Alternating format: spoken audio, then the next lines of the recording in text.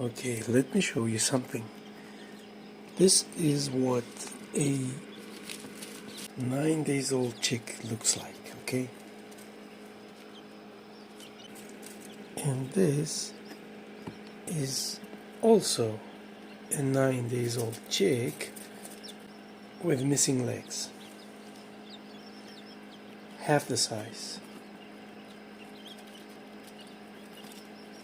It's missing both legs and it's having some difficulty growing up, but it's really healthy. He should be alright. Size compared, it's like half the size. This small. Twice as big.